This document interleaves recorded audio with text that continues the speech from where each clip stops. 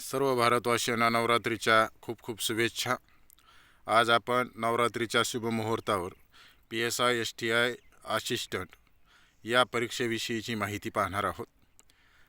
या परीक्षेच्या पूर्वपरीक्षेविषयीची जी माहिती आहे त्यामध्ये 100 मार्काचा जो पेपर आहे, या 100 मार्काच्या पेपरमध्ये आपल्याला सर्वसाधारण मागच्या 3-4 वर्षांच्या परीक्षेचा जो कटऑफ आहे तो कटऑफ जर विचारात घेतला तर जवळजवळ 40 ते 50% आसपास कटऑफ जो आहे तो कटऑफ आपल्याला पाहायला मिळतो।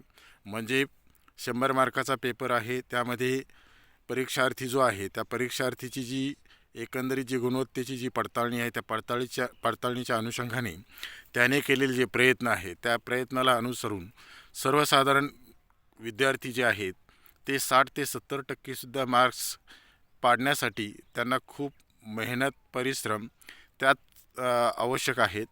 तर आपल्याला जर पूर्वपरीक्षा जर पास करायची असेल तर पूर्वपरीक्षा जी आहे त्या पूर्वपरीक्षेला अनुषंगून जे काही 100 मार्काचा पेपर आहे त्यामध्ये इतिहास, भूगोल, राज्यशास्त्र, अर्थशास्त्र हे जे विषय आहेत या विषयांचे जे काही 5वीपासून ते सर्वसाधारण 10वी-12वीपर्यंतची जी काही क्रमिक पुस्तकं आहेत त्या क्रमिक पुस्तकांचं व्यवस्थित वाचन करून स्वतःच्या शॉर्ट नोट्स तयार करणं आवश्यक आहे। आणि त्या प्रश्नांचा जो रोख आहे तो रोख नेमकं परीक्षार्थीची जी काही अभ्यासाची जी गुणवत्ता आहे ती गुणवत्ता नेमकं कोणत्या स्वरूपात त्याने विकसित केलेली आहे, त्याला नेमकं कोणत्या बाबींची समज आहे, या अनुसरून PSI-STI असिस्टंटचे जे पेपर आहे ते पेपर सेट केलेले असतात। यामध्ये सर्वात महत्त्वाचं म्हणजे मेंटल ॲबिलिटीचे काही प्रश्न आहेत, त्याचप्रमाणे गणिताचे काही व्यावहारिक दृष्टिकोनातून त्याला किती चांगल्या प्रकारे ज्ञान आहे ते ज्ञान पडताळणीला अनुसरून ते पेपर तयार केलेले असतात। परीक्षार्थींनी प्रत्येक विषयाचं टाईम टेबल सेट केलं पाहिजे आणि त्या अनुषंगाने तयारी करणं आवश्यक आहे, जेणेकरून त्याला त्या परीक्षेत 40 ते 50% जी कटऑफ लाईन आहे त्याच्यापेक्षा जास्त मार्क्स मिळवता येतील। परीक्षार्थी कधी काय करतात की सरळ जे मार्केटमध्ये असणारे जे उपलब्ध पुस्तकं आहेत तयार केलेले त्यावर आधारित खूप चांगल्या प्रकारे अभ्यास करतात, त्यामध्ये कधी प्रिंटिंग मिस्टेक असतात। शासन ज्यावेळेस पेपर सेट करत असतं त्यामध्ये जे सरकारी जे पब्लिकेशन्स असतात त्या सरकारी पब्लिकेशनला अनुसरून त्या प्रश्नांचं जे उत्तर आहे त्या उत्तरांचं जो काही मायग्रेशन आहे ते ठरवलेलं असतं आणि त्याला अनुसरूनच ते उत्तर चूक की बरोबर हे चॅलेंज होऊ शकतं। बाकीच्या मार्केटमध्ये उपलब्ध असणारी जी पुस्तकं आहेत त्या पुस्तकांमधील एकंदरीत गुणवत्ता किती चांगल्या दर्जाची आहे, त्यातून विद्यार्थ्यांना चांगले कसे मार्क्स मिळतील यावर काही प्रिंटिंग मिस्टेक म्हणा किंवा इतर ज्या बाबी आहेत त्या बाबींविषयी संशयता असू शकते।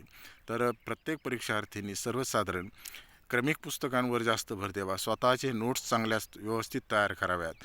मागील 6 ते 7 वर्षांचे जे पेपर आहेत त्या पेपरमध्ये जे प्रश्न PSI-STI असिस्टंटच्या पूर्वपरीक्षेत विचारलेले आहेत त्याला अनुषंगून एक आपली स्वतःची पूर्वदिशा ठरावी आणि त्याला अनुसरून शॉर्ट नोट्स तयार करायच्या आणि त्या पुन्हा ज्या शॉर्ट नोट्स आहेत त्या वाचन करून त्याचप्रमाणे स्वतः एक आकलन 3 ते 4 विद्यार्थ्यांचा एक चांगला ग्रुप तयार करून त्यावर आपल्याला कशाप्रकारे चर्चात्मक पद्धतीने त्या प्रश्नांची आपल्याला वेगवेगळ्या स्वरूपात उत्तरं शोधता येतील या अनुषंगाने तयारी करणं आवश्यक आहे। पूर्वपरीक्षेत पास होणं काही अवघड नाही, परंतु त्यामध्ये आपण जी काही चूक करतो ती म्हणजे कधी पेपर द्यायच्या वेळेस पूर्ण प्रश्न वाचत नाहीत। प्रश्न जर वाचला नाही तर त्या ठिकाणी आहे किंवा नाही किंवा विधानार्थी काही प्रश्न असतात त्यावरून आपली जी चूक आहे प्रश्नाचं उत्तर येत असताना आपले त्या ठिकाणी मार्क्स कट होऊ शकतात। त्यामुळे प्रश्न व्यवस्थित वाचणं आवश्यक आहे। दुसरी एक महत्त्वाची बाब अशी आहे, तुम्हाला 100% जे काही प्रश्न माहिती आहेत ज्या प्रश्नांची उत्तरं आपल्याला खात्रीदायक देता येऊ शकतात असे प्रश्न अगोदर सोडवणं गरजेचं आहे। आणि त्यानंतर दुसरे म्हणजे की ज्या प्रश्नामध्ये 50-50चा तुम्हाला गेस आहे की या प्रश्नांकडे रोख द्या आणि त्या अनुषंगाने त्याची उत्तरं शोधण्याचा प्रयत्न करा। कारण सर्वसाधारण काय होतं की परीक्षार्थी घाईघाईत आपला पेपर कवर झाला पाहिजे, 100 प्रश्न आहेत, वेळेत आपण तो पेपर नाही कवर झाला तर आपल्याला मार्क्स, पेपर कवर नाही झाला तरी चालेल तर 50 ते 60 प्रश्न तुमचे ॲक्युरेट जर बरोबर आली तर तुम्हाला 100% मुख्य परीक्षेसाठी संधी मिळू शकते। तर याविषयी सविस्तर माहिती पुढच्या व्हिडिओत मी नक्की टाकणार आहे की प्रत्येक विषयाचा मूळ अभ्यास कसा असायला हवा, त्याची नोट्स कशी तयार करावी, जेणेकरून आपला 100% मुख्य परीक्षेला नंबर येऊ शकतो आणि मुख्य परीक्षेत आपली संधी जी आहे त्या संधीला अनुसरून जे काही मुख्य अभ्यासक्रम आहे त्यासाठी काय काय तयारी करायला हवी ते पुढच्या व्हिडिओत आपण पाहूया.